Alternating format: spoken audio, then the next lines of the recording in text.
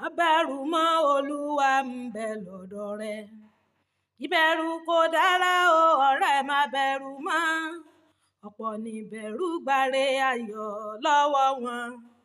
Wọ́n wá dẹni tó ń gbókèrè mọ́ dídùn ọ̀bẹ.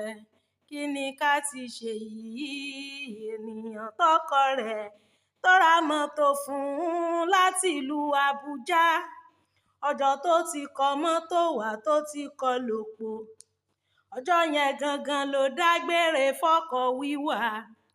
Aládùúgbò rẹ̀ ló wá ń fi mọ́tò ṣe fàjẹ́.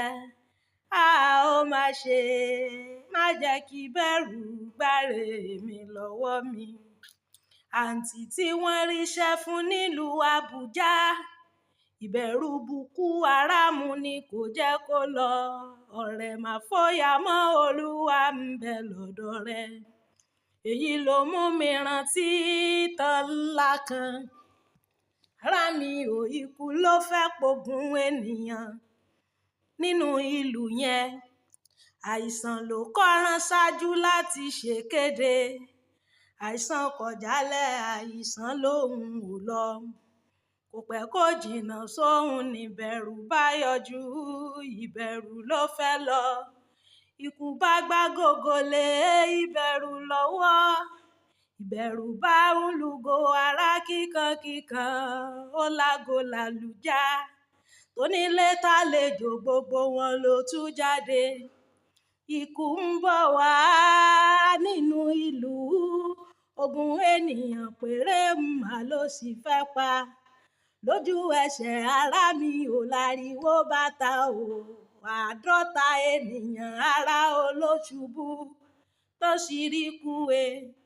Ikú gbọ́rọ̀ yìí ní tiẹ̀, ikú bá jókòó. Ikú ò tún lọ mọ́. Èyí ló mú kí bẹ̀rù kó lọ bá kú nílé. Ó rán mi níṣẹ́, ó kọ̀ ó tún lọ mọ́. Ikú bá sọ fún bẹ̀rù kó gbẹ́nu rẹ̀ sẹ́yìn. Èmi ikú gangan mo fẹ́ pogun ènìyàn. Ìwọ ìbẹ̀rù, ó ti pa 50. Àṣà wọn ti bẹ̀rù papọ̀ jà wọn tí kú pa o. Má bẹ̀rù mọ́, Olúwa ń bẹ lọ́dọ̀ rẹ. Gbèsè owó ilé tó jẹ ló ń bá ọ lẹ́rù. Ìgbà gbogbo lónílé rẹ̀ ń halẹ̀ mọ́ ọ. Wọ́n ti wá sọ ọ́ dẹlẹ́yà ládùúgbò yín. Ǹjẹ́ o jẹ́ mọ́ pọ́rọ̀ rẹ̀ kó ìrékọjá? Ojú tó bá ti rí bí tí ò bá ti fọ́. Ǹjẹ́ o jẹ́ mọ̀ péré ni yóò máa rí gbẹ̀yìn? Ọ̀rọ̀ mi ajá síre lọ́dún tí mo wà yìí ọ̀rẹ́.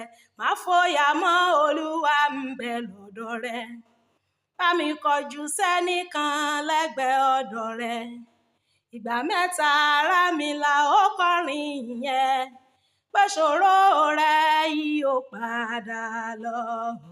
Ìṣòro wa ni, ìṣòro wa ni, ìṣòro wa ni yóò padà lọ. Ó kú gba 2 ará ó ká kọrin yẹn. Ogun tí òun jà yẹn o kò ní borí rẹ̀. Ìjì tó ń jà yẹn yóò padà lọ. Ìṣòro wa ni, ìṣòro wa ni, ìṣòro wa ni yóò padà lọ. Ó kú gbà kan ará mi ká kọrin yẹn. Jẹ́ kóhùn rẹ kọjá tẹni tó jókòó tì ọ́. Kó lè mọ̀ wípé kì í ṣàwàdà rárá. Ìjì tó ń jà yẹn yóò padà lọ.